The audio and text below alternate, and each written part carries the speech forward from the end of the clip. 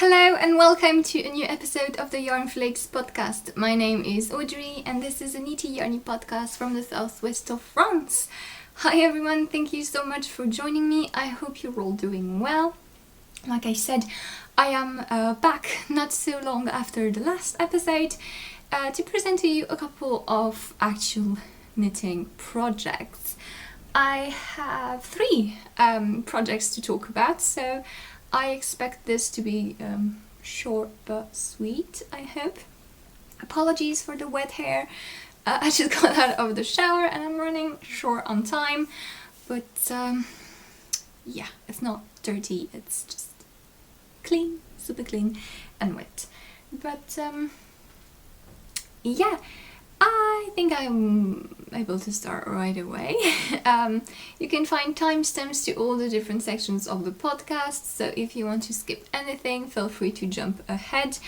I also put links to everything that I talk about, as well as my social media, patterns for sale on Ravelry. Everything is in the description box below the YouTube video. So yeah, I'm going to start right away with what I'm wearing, which is my finished object for this week. Well, one of my finished objects, although the other one is not really finished. We'll see. But my proper, well finished object, and it has been, I want to say it's been quite long, but actually no, I think it didn't even take me a couple of months to make it. It's just that I had some unexpected delays. So this is my Shitfy sweater, which is a pattern by Andrea Mowry. So it's a tuck down yoke sweater featuring this mosaic textured stitch. So you're basically alternating big 2 stitches purl bumps and small 1 stitch purl bumps. And yeah, it's quite cropped. As you can see, I'm wearing it with some high-waisted pants, and I thought the combo was maybe a bit unexpected, but kind of fun. I liked it. And yeah, the sleeves are not really 3/4, but like wrist, not wrist, like here, basically, but before my wrists. And yeah, I can twirl around. I am really happy with this, and I am super pleased that I decided to get with neutral colors, because the original design and most of the versions I've seen, they use really cool and pretty, like variegated gradient, really pop-off colors, and that's really fun. But I don't know, I had a hint, I wanted something a little bit more cool, a little bit more neutral, that I could wear with not so neutral pants, for example. And I'm so happy that I did, because it looks completely different than the original pattern or the versions I've seen so far. Not that it looking different is a good thing in itself, it's just that this is so wearable, and yeah, it's absolutely lovely to wear. It just got really soft and a little bit less firm once blocked. So the sweater is knit at a rather tight gauge so that the mosaic looks good, because the mosaic at a loose gauge doesn't really look like anything. And so it's like 30 stitches per 10 centimeters or 4 inches. As far as stitch gauge goes, and that is quite tight. So the sweater is not the quickest to knit, however it is fun. It is fun to do the little blips and to count them, and it's really easy to keep track of, so that kind of keeps you going. And it did that for me, even though I had a pause, because if you remember, I had my first 2 colors, so this is like, there are 3 contrast colors. I'm going everywhere, but the sweater is knit with 1 background color and 3 contrast colors. Could probably do more or less how you wish. But I followed the pattern, so I have 3 contrast colors. And as usual, bumping on the camera, sorry.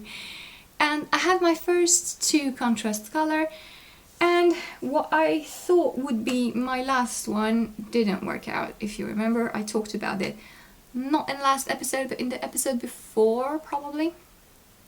And so I was kind of desperate because I realized I really needed a color that was super close to the original too, so that it wouldn't look weird. And so I was in search for my hero skein, and I found it. So I went straight for the same yarn that I was already using. So my background color is Malabrigo Arroyo, which is a sport weight, and it's the Plomo colorway, which is this like grayish, variegated grey, tonal grey, which is a sport weight. The pattern calls for sport weight. And I was using for my contrast color light fingering sock yarn from Cosmic Strings, which are indie dyers from Edinburgh. So this is my Malabrigo background color, and these were my first 2 contrast colors. So you can see this one is up until here, and this one starts here.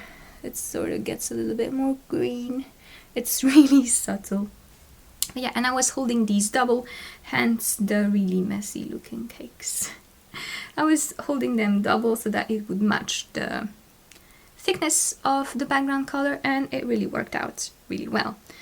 So I needed something really close. So the colorways are, this is Frozen Lake, this is Nest, this was a club colorway, so I don't know if that's a thing anymore.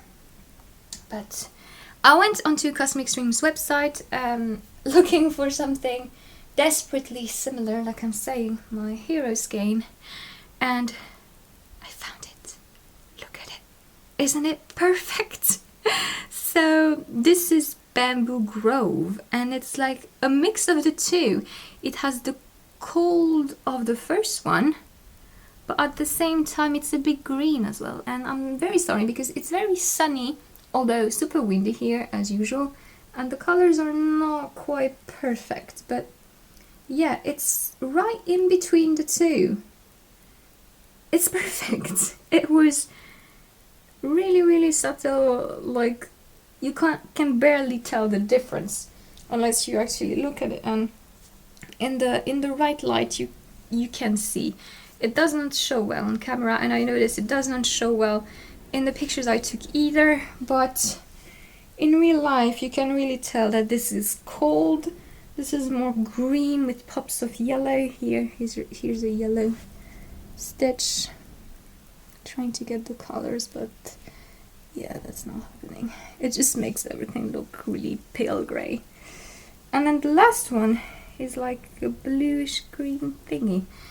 Yeah, it doesn't make much sense. You can't really see the proper colors, but hey, it was just perfect and it matched perfectly. It had the right contrast with the background color, and it didn't strike away too much from the first two contrast color. And so I was able to finish it, and I am really happy with it. So like I said, it got really nice and soft, and it's really pleasant to wear. As you are knitting it, since it's a tight gauge, it's like really firm, and it kind of looks like it's going to be a box to wear. But when I washed it, it really got nicely. It's super wash yarn, so I was a bit concerned that it might grow and that I will lose the nice tight definition of the mosaic, but it didn't. It just got softer and a little bit more drapey, but it didn't grow in length at all. And yeah, it's really nice to wear. It's not too warm despite the 30 stitch sport weight double thickness thing. And yeah, I really like it. There is some short rows at the back of the neck, not a lot, but they're there. And yeah, I just really like it. I'm so super happy that it's done, and yeah, it's so wearable. I'm gonna be able to wear it over dresses as well, I think, just simple jeans and things, and yeah, it's just a really nice addition to my neutral not so warm superwash garments wardrobe. And yeah, I was also thinking that the wrong side of it is really pretty. Yeah, it wouldn't be a bad thing to actually wear it inside out if it weren't for all the ends that you have to weave in, because obviously since you keep changing colors, have quite a bunch of ends to weave in, but nothing too dramatic. And yeah, this is how it fits. So I keep saying it's just 30 stitches per inch gauge. I actually had 30.5 stitches, so mine is maybe a little bit bigger than what it's supposed to be. I did the second size, which is what I usually do, for an 88 centimeter bust, and it's a little bit looser maybe than what it should be, but I kind of like that because since it's cropped, it kind of stays flowy and nice. Yeah, I really like it. I don't know what I will do with my leftover yarns. I consider I should get back to weaving one day, and I considered weaving something with it, like make a nice little woven wall hanging, kind of using the Malabrigo to separate the three as well again, and kind of make a woven version of the sweater. Yeah, I kind of want to do that at the moment. I need to finish a few important work, design stuff that are quite time consuming, but maybe I will weave a little thing over the summer, because I really like weaving in the summer, because I weave, well, I have a rigid head loom, but that's like for big projects and things. At some point I have to make the blanket I said I would make. But when I weave small things like, well, this is macrame, but you know, when I weave small things, I have a lap loom, and so you kind of put it on your lap and you're in contact with the wood, not with the yarn, and so it doesn't keep you too hot in the summer. So I thought that's really nice, and I like to do that. So yeah, maybe this is what these leftovers will become, because I don't have enough of each to make socks. I don't really want them as socks anymore. So yeah, I think I said everything. The pattern is not complicated. It is not as quick and easygoing as a usual stockinette sweater, but the pattern is simple and it's quite fun to do, and I think you can quickly tell if you like doing the mosaic or not.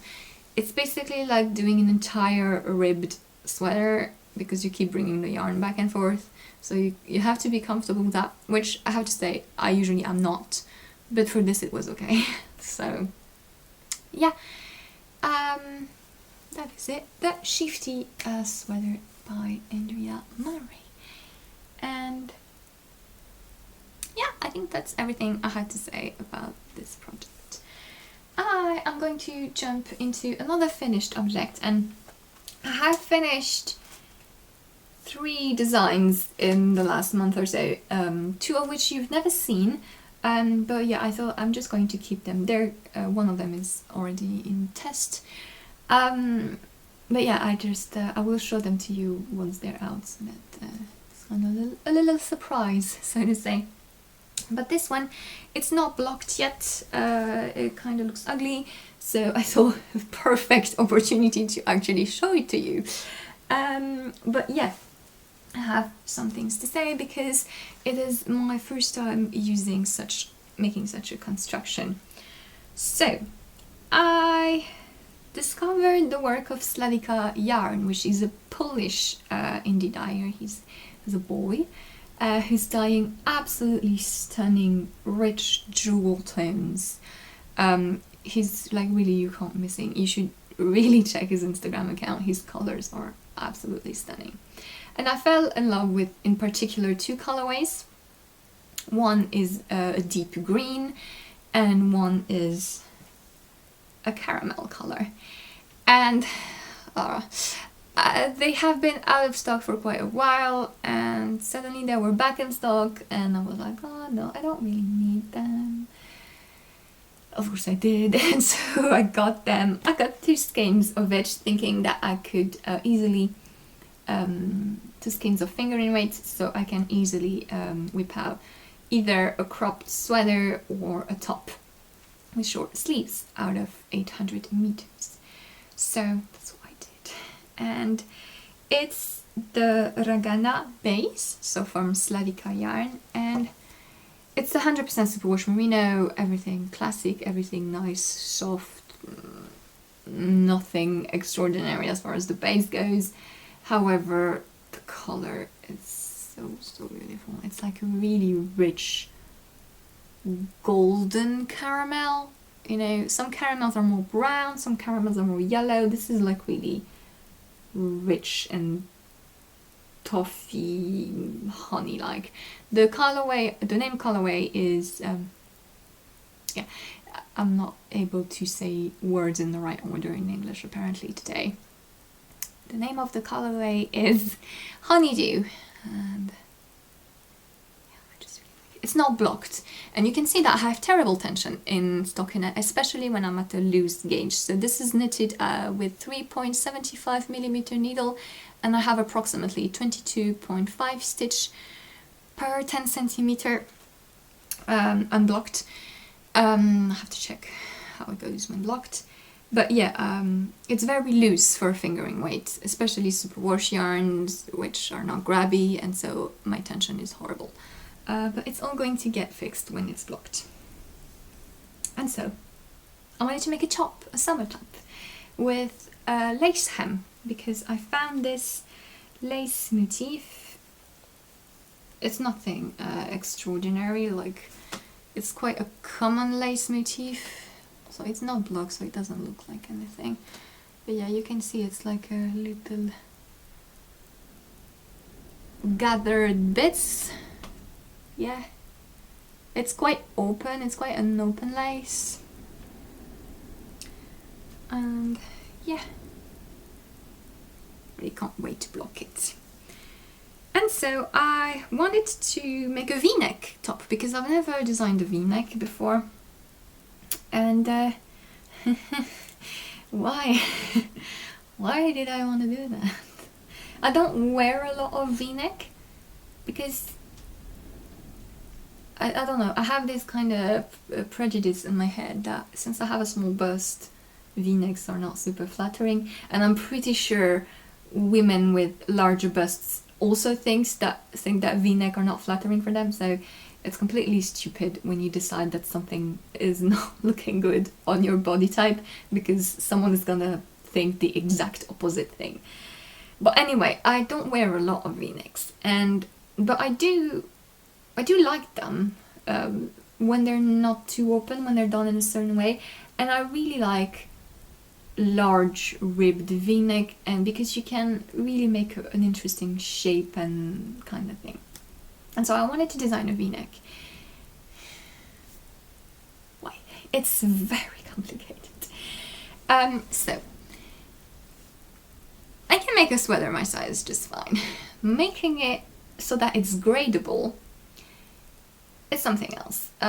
Basically, what's really, I think, for me personally, the trickiest part of making a sweater for different sizes is about armhole depth. Because that's the thing that changes when you have a larger bust, but it doesn't change proportionally to your bust measurements. So what happens is that, say I need a certain amount of stitches around to accommodate a bust size, well, to get from the neck to that big amount of stitches, and whether it's a small size or a big size, it's gonna take me a certain length. And the thing is, if you're not careful, you can easily end up with an armhole depth for larger size, which is like here, because you had to keep increasing to get to the amount of stitches you wanted, but at the same time you were increasing in length, and so you kind of have to I had to figure out sort of a ratio that would work so that you could increase to the bust measurement in a reasonable length and at a different ratio for every bust size, because the proportion is not the same and it's not increasing. It's just like a larger sized garment is not bigger in everything than a smaller size version. For example, the neck is not going to be proportionally bigger, and it's the same for the armhole depth. It's not, you can't just make like a simple percentage calculation and be like, okay, it's bigger. It's not as much bigger as the width. I'm gonna try and make a sentence that makes sense. The armhole depth is not as longer as the bust measurement is wider. You understand what you understand? Okay, if you don't, it's okay, because I don't really either. But yeah. So armhole depth is what is a little bit tricky for me. And I sort of managed to get it right. And the newest sweater designs that are going to come, I think I managed to make it okay for raglans. I got the raglans okay. Yokes are a little bit easier in that regard because you can just increase more all around, so it's fine. You're not limited in terms of where you place the increases. But for raglans, it's okay. I managed to handle armhole depth, bust width. The thing is, with a v-neck, you have to handle armhole depth, bust width, and a v-neck. And I was not prepared for that. It's a little bit tricky. And yeah, so I also wanted to make a drop shoulder, so that on top of that, it's even more a new thing for me.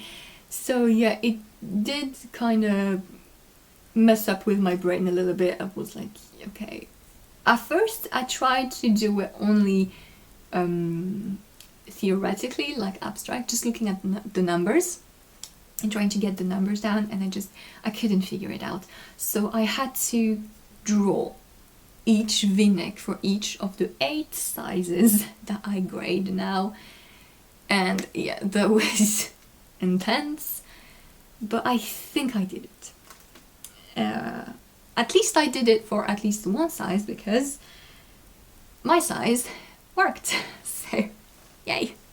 So it's bottom up, because it's a little bit easier to design from the bottom up. And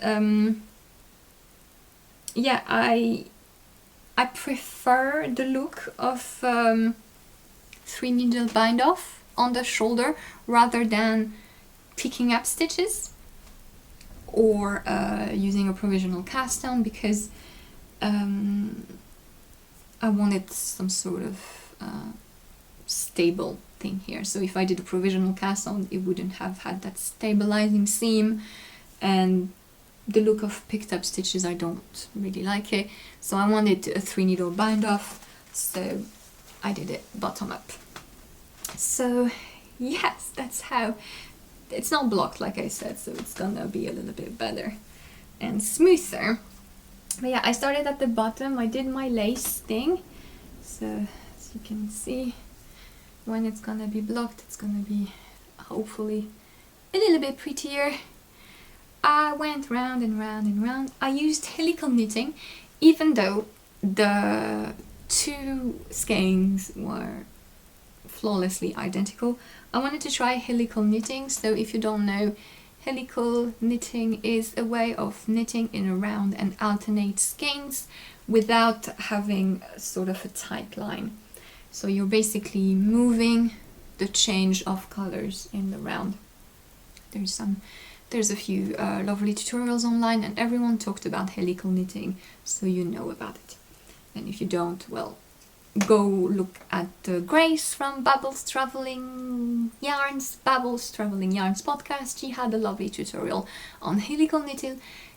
I will link it in the description down below, so you can see how it works.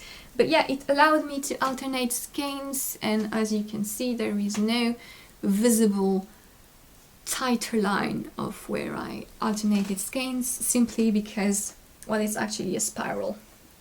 So yeah, it just went like this all around. I knitted up until the armhole. I separated front and back. I worked the back first, and yeah, I had to figure out, well, armhole depth at that point. Depth. It's really hard to not say depth when you want to say depth. English. I did some short rows here. Yeah, it's a new construction for me. I did drop shoulder sweaters, although not a lot. But yeah, it was really fun because I was knitting it up and looking at it and seeing, okay, how does the body look, and what do I need to do shape-wise for it to work? So yeah, that's what I was that's how I was trying to figure out this sweater. And so I did some short rows at the back, just so that you have like a curve like this that goes down. Not a lot, but a few. Then yeah, you bind off for the neck, you make a curve, and yeah, then I placed the stitches on hold and I went to the front. And this is where the toughness began of figuring out the V-neck ratio, because yeah, I wanted it to be nice and to work for all the sizes, because if it doesn't, I'm going to get insane.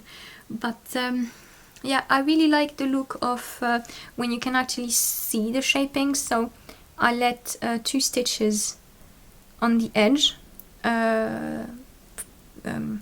between the decreases and the edge, so that you can actually see the lines here. Again, this is not block, so it looks awful, but anyway. Selling my designs in the best way that I know, by making them look awful. But yeah, I sort of went for a sharp decrease and then sort of round it until you reach the shoulders. And then yeah, you basically mimic the back with short rows, and yeah, 3 needle bind off. I love doing 3 needle bind off. These are quite narrow shoulders, so it is a drop shoulder constructions in the sense that it's a square, but yeah, the shoulder does not drop very low. You will see when I will wear it, and I am so happy with the fit of it and with the fit of the V-neck. So as you can see, I made quite a big ribbing. The pattern will have an option to make like half of it, so it's like this. So you can choose if you want a big one or a more open neckline, and I really wanted this center triangle here. I think it's really cute, and yeah, I think it looks fun. This gathers a little bit, but it will be flattened with blocking. And yeah, then I did short sleeves, which are really they're loose, well, sort of loose, because I have big arms, but yeah, with a little cuff. Originally I started doing a 2x2 ribbing, but then I thought it was really common, and I didn't like the look of 2x2 rib here on the sleeve cuff. I thought it was a bit bulky, and so I went for 1x1 twisted rib. And so I decided that if I had twisted rib on the cuff, I needed twisted rib on the neck, because if not, it bugs me. I have issues, okay? But yeah, I made short sleeves, like they kind of reach the middle of my arm, and yeah, so this, I hope I sort of made sense of what I was trying to say. with the construction of this design, which in itself is really simple to work and very quick knit as well. But yeah, I am really happy with it. I'm going to block it as soon as I finish recording, and I can't wait to try on again once it's blocked and all sitting flat nicely, and the lace actually looks like what it's supposed to look like. Yeah. So even though it's bottom up, really easy to adapt the length because yeah, it's pretty straightforward. Again, what's really important for me for bottom up designs is just say how long the armhole to the neckline is going to be, and that will of course be written in the pattern. And yes, so I need to block this, I need to finish writing up the pattern, I need to translate it to French, and I need to call for testers for it. So yeah, if you are on my testers mailing list, you should receive this in like a couple of weeks or so. I'm not in a hurry because I want it to be released like in August, I think. I'm not sure. Yeah, I think August will be a good thing. I'm trying to place designs in between others that are prepared. So yeah, I have a name for it already, and I decided to call it Hydromel, which is the French word for mead, how do you call it? It's a honey alcohol, mead, right, I think. But yeah, Hydromel, which is literally Greek words. Hydro is like water, and mel is related to how we say honey in French, which is miel. So yeah, I thought from the color it kind of looked nice. I debated whether or not it was a good idea to name a sweater after an alcohol, but then it's honey alcohol. No one drinks that anymore. It's like a medieval type of beverage. I never see it available everywhere, anywhere. But yeah, I just thought it fitted the color so well. So yeah, the Hydromel top. Yeah, I'm really happy with it. I can't wait to see it blocked and wear it. I'm probably going to wear it over the summer because yeah, like I said, even though it's a superwash merino, well, it is superwash, so it's not as warm. And yeah, the loose gauge makes it really nice and breezy for the summer when it's not going to be too hot. So yeah, that is my second project for this episode, and I'm talking way more than I thought I would. But yeah, I can jump onto the last one, which is a new work in progress. And so I finished like personal project from another designer, and so I cast on a new one, and I decided to cast on finally the Longan sweater, which is a pattern from Marie-Amélie Designs, which is a French designer, but her patterns are available in English. I am actually following the English pattern because I can't for the life of me follow a French knitting pattern. I just I'm currently working on a design which is completely secret, but I kind of wanted to write it in French in the first, well, I have to write it in French, and so I decided to start with the French version.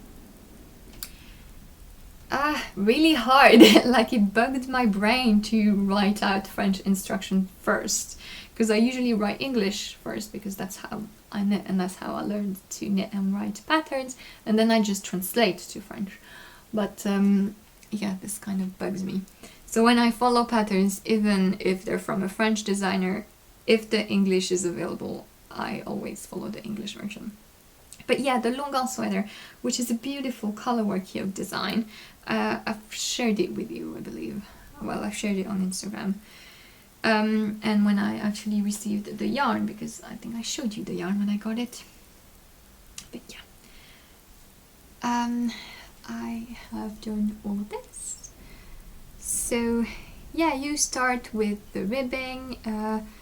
Did I do short rows? I didn't. Is there a short rows in the pattern? Did I miss something?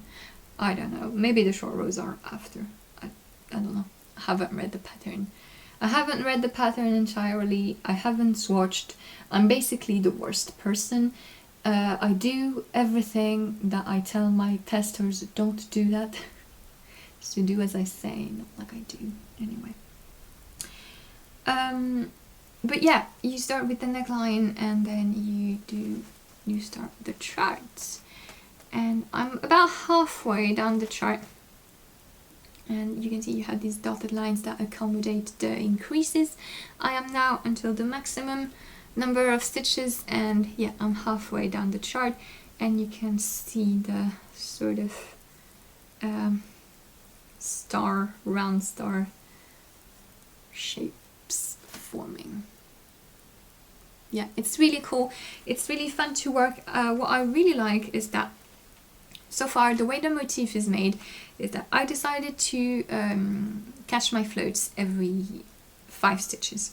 And the way the motif is made so far, it means that, okay, so if you look here, for example, here I had like 6 stitches, so I cut my, no, like more, 7 or 8.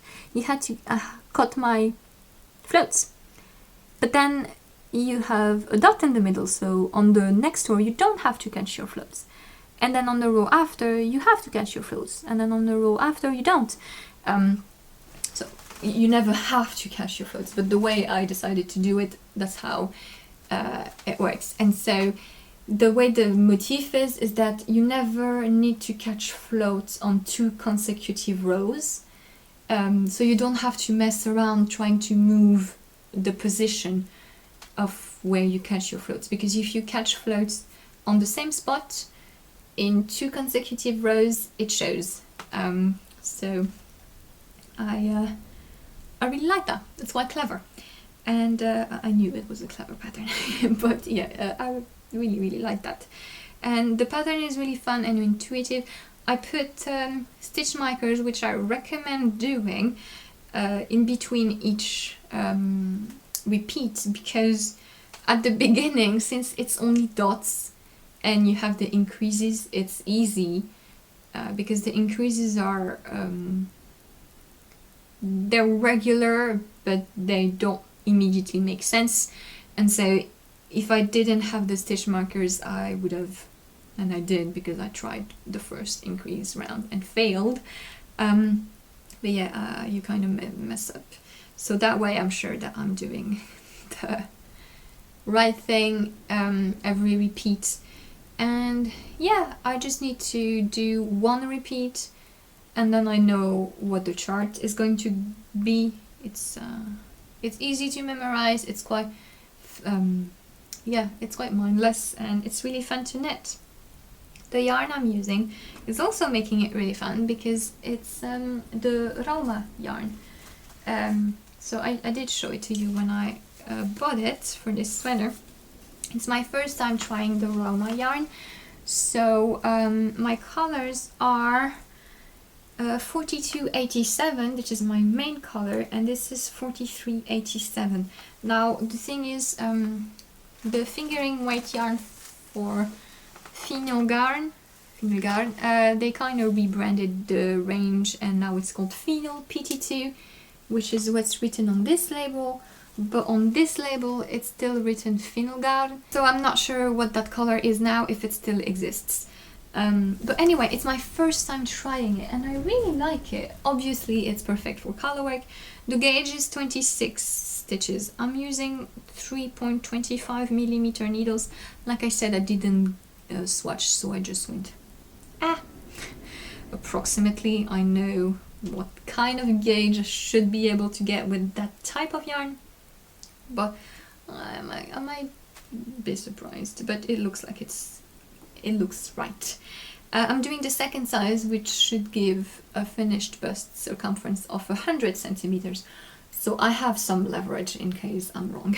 I have space to make gauge mistakes. But yeah, obviously it works really well for the colorwork. It's just really easy, really effortless. Whenever I notice that I have a stitch that's a bit silly and too loose, I just pull it from the back and then it just stays there. And yeah, I can't wait to block this and see how it's going to be. It's soft, it's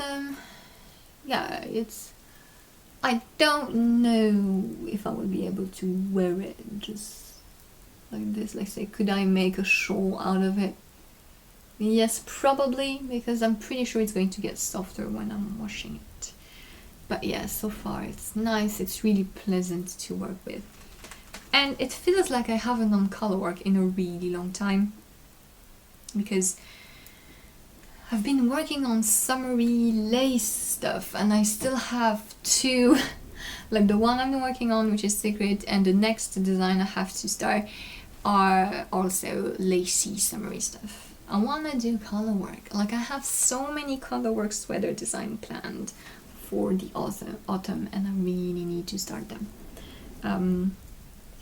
But yeah, so this is nice because it kind of satisfies my urge to make color work, and just I'm not thinking because I'm following someone else's pattern, so it's kind of a nice treat as I'm waiting to be able to make my own color work as soon as possible. But this is so beautiful. Yeah, it's going quite quickly. Like I said, I'm halfway done the charts. Yeah, I can't wait to finish the yoke and try it on. I think yoked sweater with color work are like the only ones I actually try on before finishing them. Most of the time, like this sweater, I didn't try it on until I finished it. I don't know, I kind of like letting the surprise. The same thing with the Hydromel top. I didn't try it on until it was finished. Well, at the same time it wasn't. Although, once you've separated the front and the back, you can kind of put yourself in and see how things work. And I didn't, because I kind of like letting the suspense until the end.